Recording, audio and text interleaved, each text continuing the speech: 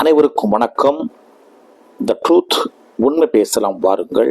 நான் உங்கள் ஜோஸ் பிலிபின். நண்பர்களே, இந்திய மல்யுத்த வீராங்கனைகள் பழி வாங்கப்படுகிறார்களா? பாரிஸில் நடக்கின்ற ஒலிம்பிக் மல்யுத்தத்தில் நேற்றைய தினம் நிஷா அவர்கள் மல்யுத்த போட்டியிலே கடைசி நுனி பொழுதிலே தன்னுடைய கை வலி காரணமாக அவர் தோற்று போகிறார். இந்தியாவில் சில மாதங்களுக்கு முன்னால் மல்யுத்த வீராங்கனைகள் நடத்திய போராட்டத்தின் காரணமாக அங்கே இருந்த காவல்துறை அதிகாரிகள் இவர்களை எவ்வளவு சித்திரவதை செய்தார்கள் என்று நாம் அறிந்திருக்கிறோம்.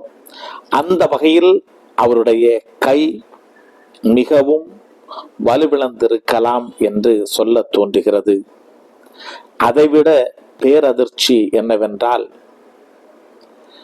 ஒலிம்பிக்கில் தங்கம் வென்ற வீராங்கனைகளையெல்லாம் வெற்றி கொண்டு இன்றைய தினம் நடக்கின்ற போட்டியில் தங்கத்தை வெல்வார் என்று நாம் எதிர்பார்த்து கொண்டிருந்த வினேஷ் போகத் இன்று தகுதி நீக்கம் செய்யப்பட்டிருக்கிறார்.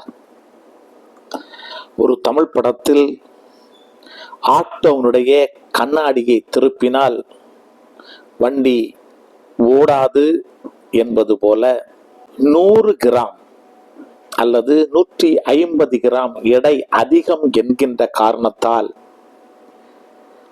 ஒலிம்பிக் போட்டியிலிருந்து அவர் விலக்கப்பட்டிருக்கிறார் என்பது வேடிக்கையாக இருக்கிறது. கேப்பையிலே நெய் வடியது என்று சொன்னால் கேட்பாருக்கு புத்தி எங்கே போய்விட்டது என்று சொல்கின்ற பழமொழியை இங்கே நாம் ஆராய வேண்டியிருக்கிறது.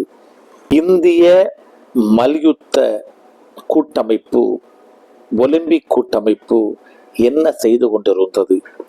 இது ஒரு பெரிய அரசியல் இருப்பதாக இந்தியாவின் ஒட்டுமொத்த மக்களும் நினைக்கிறார்கள். இந்தியாவின் மல்யுத்த வீராங்கனைகளே, உங்களை நாங்கள் வணங்குகின்றோம். நீங்கள் அரசாங்கத்தின் முன், அதிகாரத்தின் முன் தோல்வியை தழுவி இருக்கலாம். ஆனால் என்றும் எங்கள் முன் நீங்கள் சிங்க பெண்களே, உங்களுக்கு எப்போதும் எங்களுடைய இந்த நாட்டு மக்களுடைய ஆதரவு இருக்கும் என்பதை சொல்லிக் கொள்கிறேன். நண்பர்களே, உங்கள் கருத்தையும் இதில் பதிவிடுங்கள்.